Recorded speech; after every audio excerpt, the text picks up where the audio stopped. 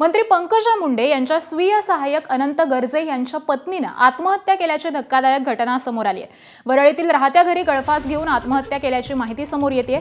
कौटुंबिक वादातून ही आत्महत्या झाल्याची प्राथमिक माहिती आहे। अनंत गर्जे आणि डॉक्टर गौरी पालवे यांचा 7 फेब्रुवारीला विवाह झालेला होता।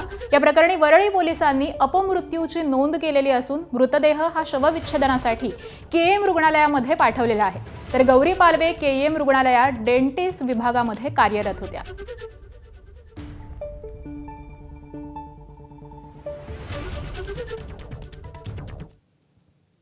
दरम्यान गौरीची आत्महत्या नसून हत्या असल्याचा आरोप तिच्या कुटुंबियांनी केला।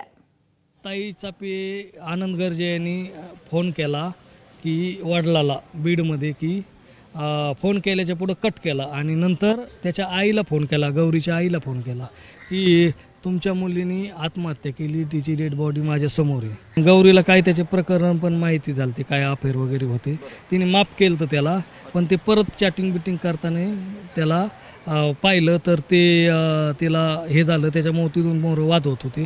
तो टॉर्चर करत होता खूप तिला म्हणायचं मी पण मरण तुला पण गुतवीन, तिला असं टॉर्चर करायचं। आणि ती डॉक्टर मुलगी होती, लढाऊ मुलगी होती, ती कधीच आत्महत्या केली नसती। ही हत्या आहे, एक कुटुंबाने मिळून आमच्या गौरीची केलेली हत्या आहे। या हत्येची सीबीआय मार्फत चौकशी व्हावी आणि सीबीआय मार्फत चौकशी करून आम्हाला कुटुंबाला न्याय द्यावा, कारण गौरी ही आत्महत्या करणारी नव्हती, ती संघर्ष करणारी कन्या होती।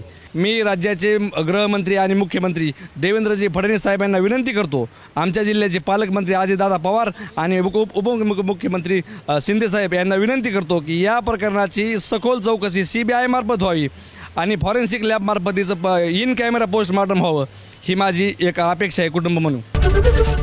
एबीपी माझा, उघडा डोळे बघा नीट।